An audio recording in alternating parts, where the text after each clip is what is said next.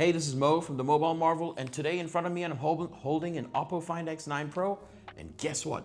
An identical another OPPO Find X9 Pro. There's a $200 price difference between the two of them. Let's go.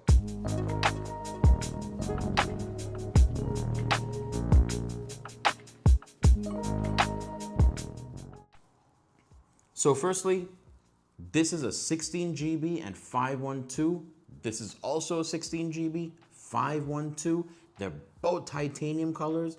They're both brand new in this case, and they both operate. They have the same hardware. They have the same charging speeds. They have the same battery. They pretty much have everything's the same. But the big difference is this one is the Chinese version, which is $200 cheaper. This one is $200 more, and it's a global version. And we're quickly just gonna walk through for you guys all how these two differentiate. So the first thing is when I swipe right, one of them has Google Discover, the other one has, I'm not sure what this one's called, but basically a bunch of your usual widget kind of apps, and it has a feed which is only in Chinese. The next thing is they both have dual physical SIM, but one of them also has eSIM, the global one, and the Chinese one is missing this eSIM feature. But in both of them, you can use two SIMs at the same time. So even in the global one, you can use two physical SIMs or turn one of the physical SIMs off and use an eSIM instead. There's no dual eSIM, there's one eSIM on this. And this one has no eSIM. The next thing is this one natively out of the box has no bloatware. It pretty much has almost no bloat at all. The only bloat that I can really see is Game Assistant, the App Market, which is also there on this one, and Phone Manager, and a couple of basic ones like Notes, but nothing out of the ordinary. This one is, I think has like about 70 bloat apps that you probably want to just delete. Now, another thing is the Google side of it all. This one, out of the box, has Circle to Search. There you go. This one takes about 5 minutes, does not have Google's Circle to Search out of the box, but it takes about 5 minutes to get it set up using MICTS. And then, well, I could actually never get this part working. Some of you can, but I haven't been able to get it working here. So for me, I just have it in my side panel and then just go here. And then that kind of pops it open. That's a difference. Every time I restart the device, it takes me about a minute to set it up again.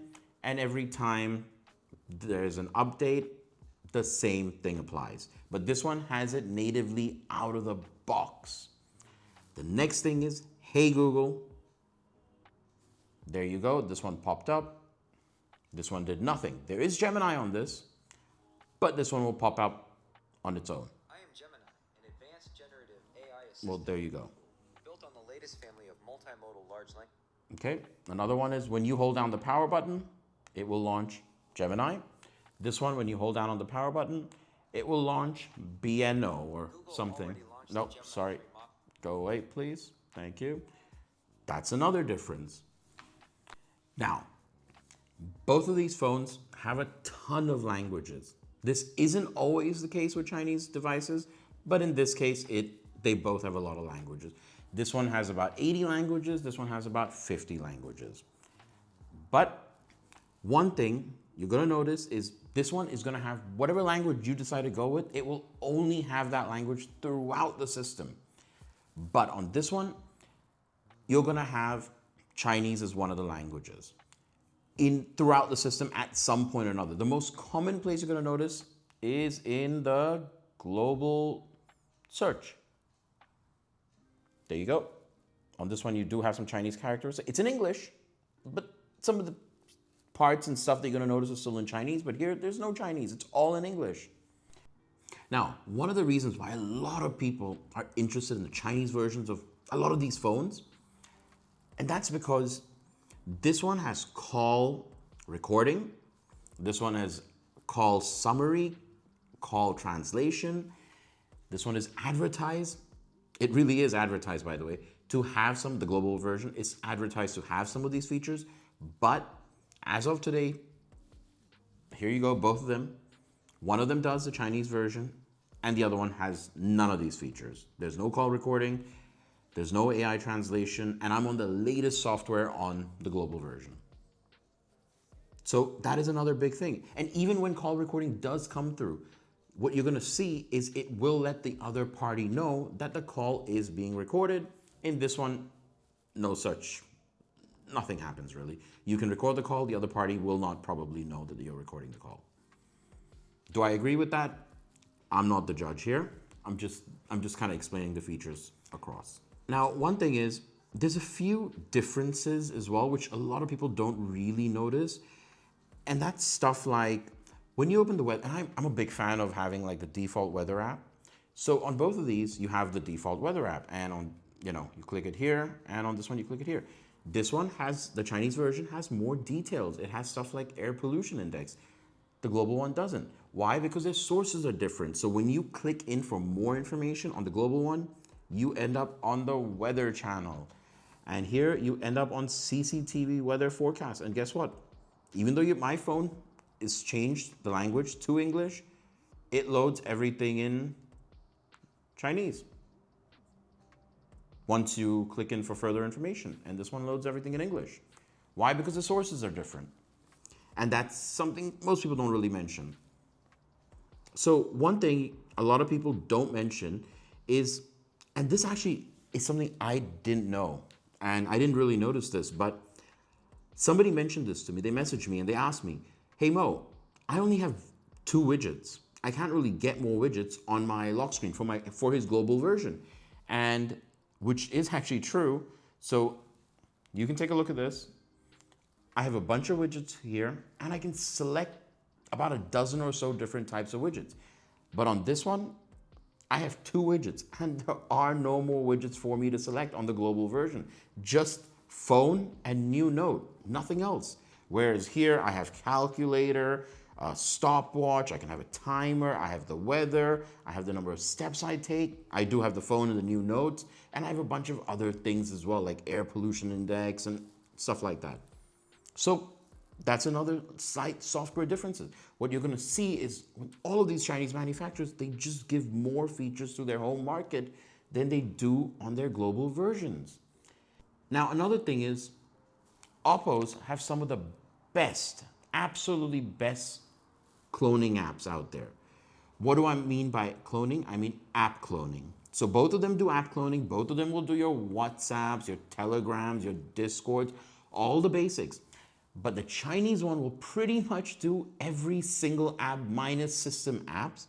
Even stuff like Google Photos, you can clone that to have technically, I don't know if you'd ever want to do that, but you can do that. But on this one, for example, there's certain apps you just cannot do it on the global one. So there is that limitation as well. Again, the global one, they limit that for you. But on the Chinese one, you can, any app basically is clonable. One more thing that nobody's really spoken about is quick share. On this one, you have quick share, which is what's there on your Samsungs, your Pixels, and other global ROM Android devices. But on this one, you don't have that. Instead, what you do have is OPPO share, which works with Xiaomi's, Honor's, Huawei's. Actually, I'm not sure if it works with Huawei's, and Vivo's. But it's not the same as quick share. That's another thing to note. Now, I've also run 5G and Wi-Fi on both of these, and the speeds for me are pretty much identical. I'm getting about 95 Mbps on 5G and about 800 or so Mbps on Wi-Fi. Now, you might be like, 95 is a bit slow. Is that a problem with the device? No, in Hong Kong, those are pretty much normal 5G speeds. And I've compared that with other devices as well, not just these 2 devices, just to make sure that my speed is normal. So with I've compared it with an iPhone, with the Samsung, and they're all, actually the iPhone gave me worse speeds, but they're all kind of the same, around the same speed level. So yeah, this was just a quick walkthrough to just kind of visually show you what the difference will be for using the global ROM, this one, and the Chinese ROM. So now, a lot of what I just said was the general for, and it doesn't just apply for both of these devices, and it'll apply, what I've just said is gonna apply for most global ROM versus Chinese ROM devices. But now I'm gonna talk about the OPPO specifics.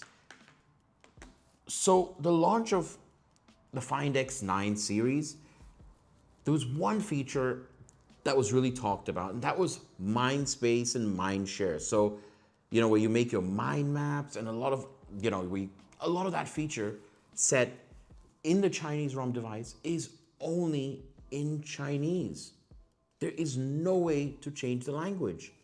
But on the global version, that entire feature set is available in whatever language you decide to go with. So please do like and subscribe. It does really help us out. And please do check out the mobilemarvel.com. We have both of these devices, the Chinese version and the global version, down in the link below. Please do check that out. We have some of the best prices out there, and we do ship to a lot of regions. And we've just recently launched a new product, which is something called nearly new phones, which is phones that have been used for less than 30 days that are technically secondhand, and we're actually selling them at a deal in our certified used phones page. So please do check that out as well. This is Mo checking out.